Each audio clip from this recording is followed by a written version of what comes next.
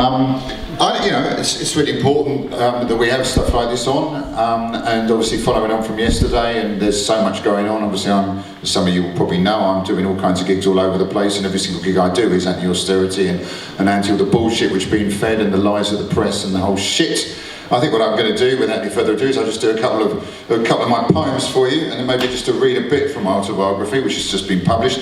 So here's a remix of an old Libyan thrash metal song I wrote in 1986, and these days it goes like this. Just look at us, with the scourge of the land. We're Jeremy Corbyn's favourite band. We all eat babies and we're commies too. And we've all got AIDS and we'll give it to you. With scaly tails and horns and hooves, we undermine everything that moves. You can read about us in the right-wing press, the Sun, the Mail and the Express, but don't mess with us, because we're lefties and we smell.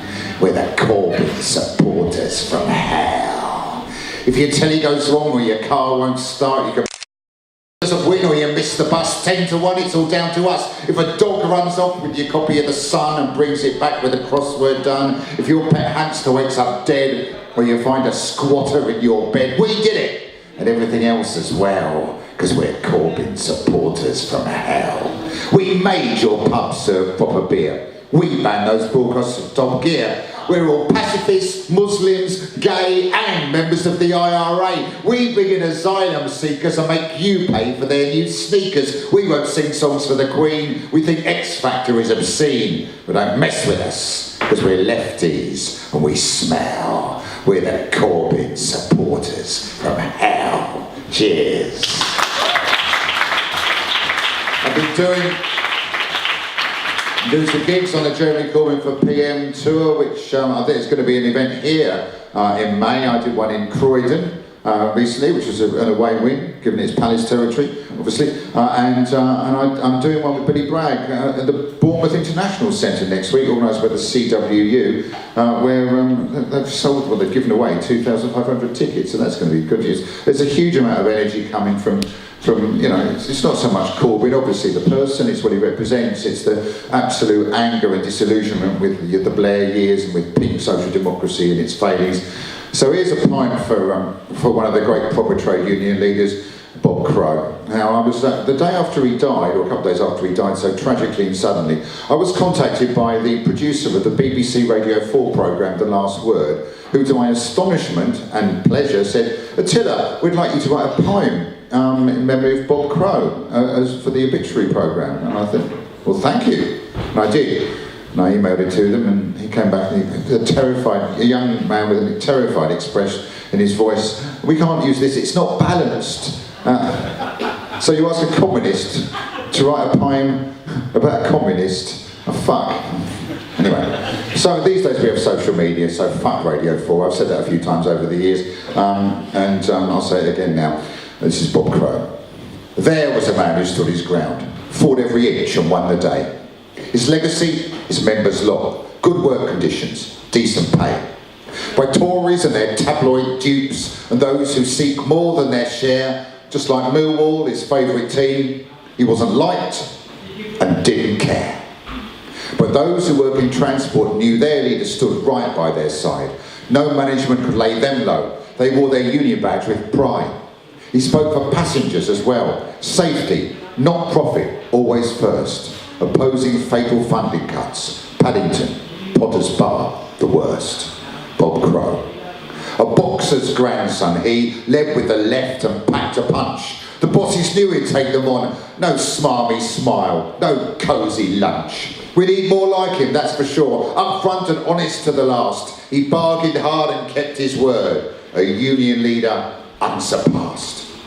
As 0 hours contracts grow and bosses offer Hobson's choice, let us not mourn but organise, get off our knees and find our voice. This man worked hard for workers' rights, a fair wage, a safe, steady job.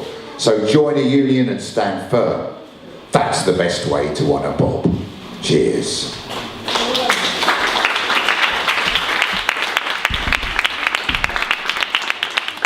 And I, of course, trace everything, all the attacks, all the desperate poverty, the injustice, the shit, the destruction of the trade union movement Obviously, the beginning of all that was the defeat of the miners in the Great Strike of 1984 to 85, which I personally did everything I could as a little poet and musician, travelling over the country doing benefit gigs. And 30 years on, I'm honoured to say that I was asked to take part in many of the commemorative events commemorating the start of the strike 30 years ago, obviously in 1984.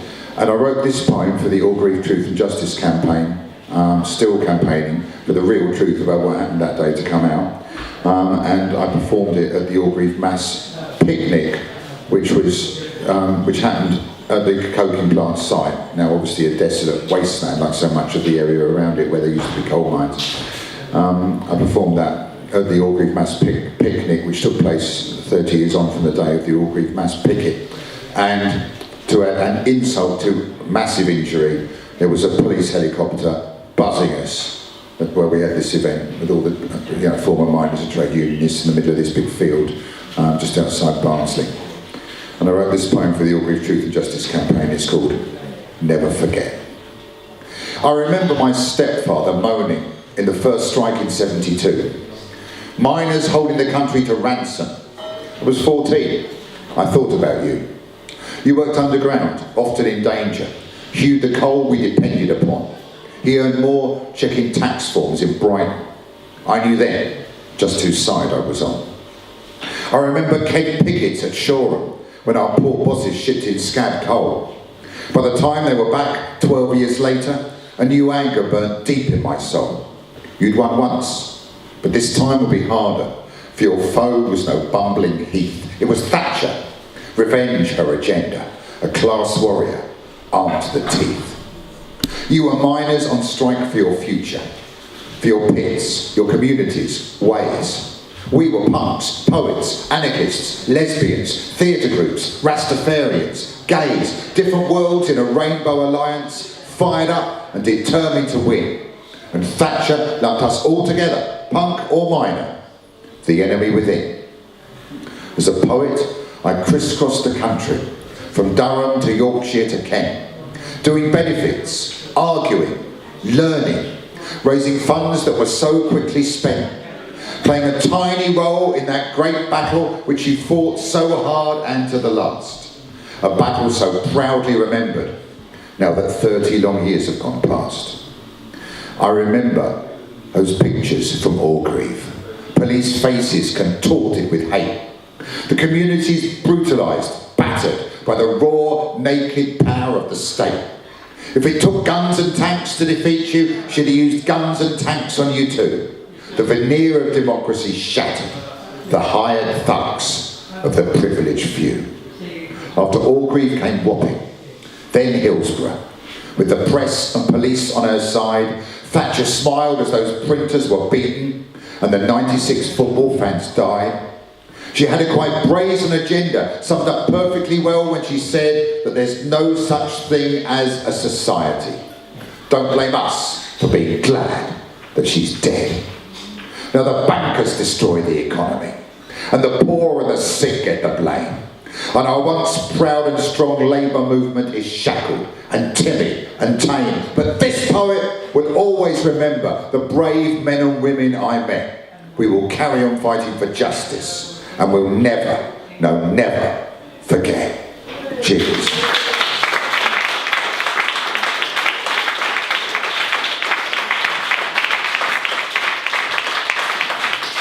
Well, I've been doing this for 35, I've been living as a poet musician for 35 years. I've published my autobiography.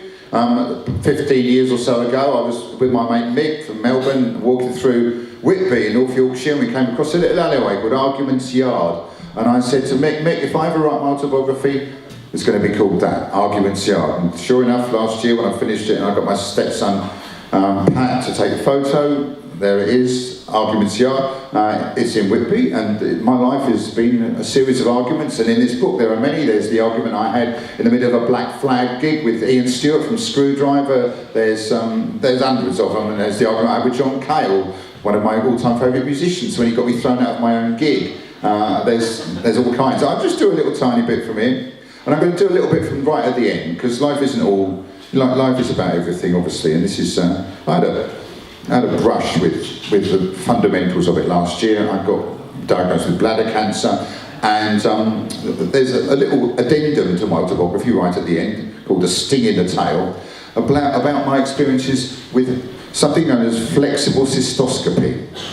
Now, I don't know how many of you know what a flexible cystoscopy is, but I'm about to tell you. This is dedicated to the NHS, who really looked after me fantastically well, as they have done for so many people. And it's called candid camera. I know that I can sometimes be a loudmouth, stroppy brat. I know I'm a control freak, and a bossy one at that. My wife says when I'm eating, I am a total slob. I'm still not sure that I deserved a camera up my knob. The poor thing shriveled up in fear till it was hardly there. A tiny little pimple in a nest of pubic hair. The camera made its entrance, the pain cut like a knife. And then I saw my bladder for the first time in my life. I'm glad that it went up there, though sad at what it found. It can come back any time to help me stay around. So 3 cheers for the NHS and for that camera crew. And if you're feeling odd down there, you get it checked out too. Cheers.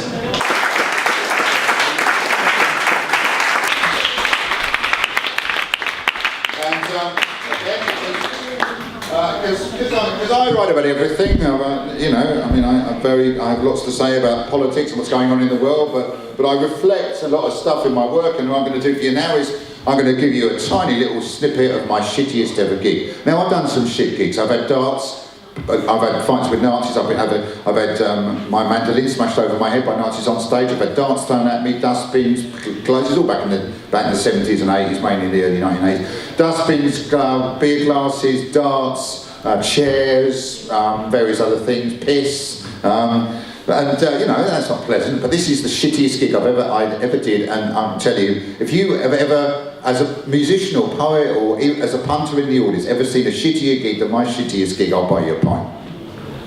I went off on tour. Telford, Oaken Gates Theatre, 31st of August 1984. Nice place, good crowd. Then, in the middle of my gig, a bloke in the audience shouts, "I've got some shit!" Fine, I say, but I don't smoke. No, I've got some shit! At which point he whips out a carrier bag full of his own faeces, smears it on himself, then starts on the people around him. I've seen some trouble at gigs, but no bunch of Nazi bowheads ever scattered an audience like that bloke did. Fortunately, the venue security had hearts of oak and stomachs of iron.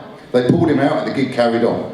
If anyone ever says, "I had a really shit gig last night," I say, "I bet you I had a shittier one in Telford once," and tell them that story. Cheers. That's really it for me. There's so many, I've got hours of this stuff. Some of you I know have seen it before. If anyone would like to buy a copy of my autobiography, I've got 5 copies with me in my rucksack from Southwick. So if you want to make my rucksack and return journey a little bit lighter, you can do so. Equally, if anyone feels, I'm doing the Brighton to Brussels Cycle Challenge in a few weeks, celebrating my continued life on this planet. I'm getting as fit as I can. I love cycling anyway, but I'm cycling 230 miles in 3 days, along with some other Brighton of Albion supporters for our Albion in the Community scheme, helping disabled people participate in sport. And I shall be collecting money, don't snigger, I shall be collecting money, if anyone's interested, in my helmet. My helmet will be over there on the bar. If anyone would like to put some money in my helmet, you're very, very welcome. With that, I do my last poem, which is inspired by my favourite ever book, which I hopefully you've all read, because it is as valid today as the day it was written, The Ragged Trouser Philanthropist by Robert Tressel. And it means a lot to me, especially because I come from exactly that kind of background. The doff-capping working class Tory. That, you know, all my family, apart from my mum, I argued it out of her, but all the rest of them, I mean, my half-brother's wife used the horrible racist P word recently, and I just said, "You can't say that now anymore, Betty." So, anyway, this was actually written about my aunt. I've tried to work it out, but I just can't see how a cretin like you is related to me. Just one brain cell, and that one's a mess. Parodying rubbish from the Daily Express. No, not the Sun. You'll say that was a rag. Delusions of grandeur from a jumped-up hag. But don't get ideas. You're as thick as a shoe. Poison pensioner. This poem's for you. I've had it up to here and I'm cutting up rough. Distant relative, not distant enough. Ever thought of space travel? Prejudiced cow. I'd suggest Uranus, but you're up there right now. You've a monochrome vision of a world that's dead. A million Reader's Digests inside your head. I'd like to put vomit in your cheese fondue. Poison pensioner. This poem's for you. You worked all your life in the public sector, and all you ever did was whine and hector, moan at the people who fought your cause, cheer for the Tories and their union laws. You were born in a council house, you clueless bitch, but you side with the right and you vote with the rich, bowing and scraping to the privileged few. Poison pensioner. This poem's for you. You've a medal for meddling, that's for sure. If this was my life, then I'd show you the door. But my mum needs help and you're here to see her, so I sit and I listen to your verbal gonorrhea. Right now, I wish I was in her head, because mum won't remember a word you've said. Your compassionate actress got a bad review. Poison pensioner, this poem's for you. Bossy yet servile. Some combination. Paralysed spine of a lick-spittle nation. Could have been a builder, ended up a tool. Lifelong victim of divide and rule. You're a ragged-trousered philanthropist who wasn't even waiting for the boat you missed. You're a turkey voting for Christmas too. Poison pensioner, this poem's for you. Thanks for listening to me. I was Atilla.